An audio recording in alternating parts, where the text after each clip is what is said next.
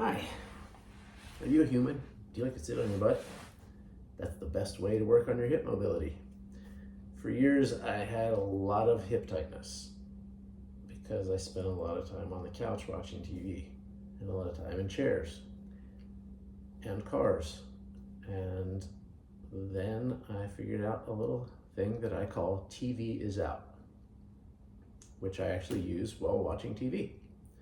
So we start with a few different positions here. The one thing we keep universally is we keep the spine straight. It's not always going to be vertical, depending on your mobility. So the T is where we start with the knees together and the feet apart. And I call this the T because if you look at it from above, it's a T shape. Depending on your mobility and or tightness, your feet might have to be really close together. You can lean against a couch or you can prop yourself up. So the T position is knees resting against each other and feet going apart. Again, yours might be like this, might be like this. The V is knees straight, legs apart. Just gently opening up the adductors, the muscles on the inside of the thighs. And you might need to lean way back.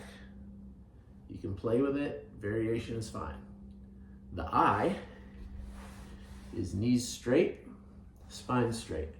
When I first started this several years ago, I was leaning way back to keep my spine straight. Now, I can actually sit upright. And if you're firing your quads to sit upright, you should be propping yourself up a little using either your arms or your sofa.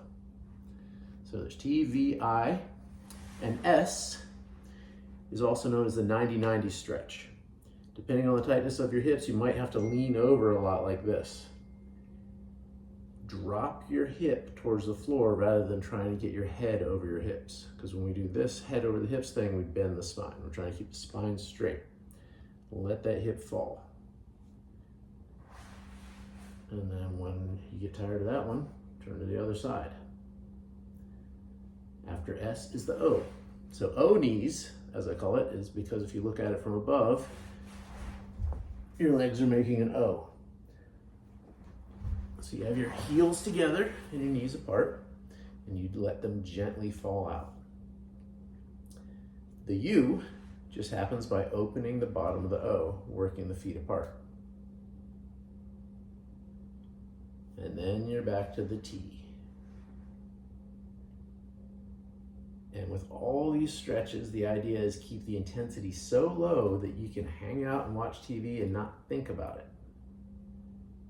Frequent, gentle, pleasant is the key. Have fun with it. See you next time.